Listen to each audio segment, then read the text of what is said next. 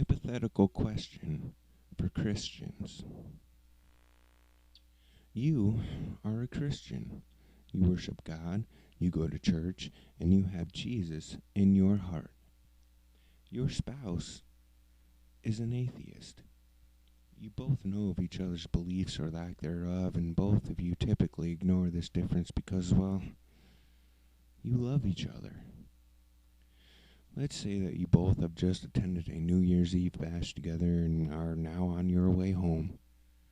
The brakes on your car fail, you crash into a ravine, and both of you subsequently die. Being a Christian, you ascend into heaven while your spouse, being an atheist, descends into hell.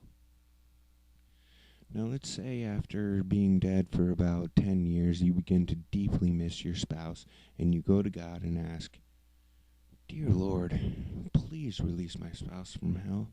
I miss my spouse dearly. Don't you think that my spouse has suffered enough?"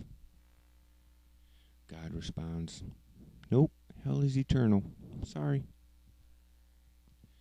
After another miserable 10 years without your spouse, you go to God and ask, "Dear Lord, has it been long enough? Can you please let my spouse out of hell? You know that my spouse was a good person, so please, Lord, can you do that for me?" God responds, "Nope, sorry, rules are rules."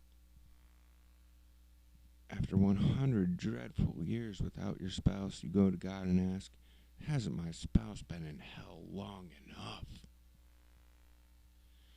God responds, "What part of eternal don't you understand?" After 1,000 depressing years without your spouse, you go to God and ask, "Hasn't it fucking been long enough, dude?" God responds, "No, eternal. It's eternal." 1,000,000 years pass and you still receive the same response from God. 1,000,000,000 years pass and yet the same response. 1,000,000,000,000 years passed and, well, you get the idea. Your relationship with God would ultimately start to deteriorate while your interactions with Him would become more and more violent. How long would it take for you to get angry at God for letting your spouse be punished for eternity? 10 years?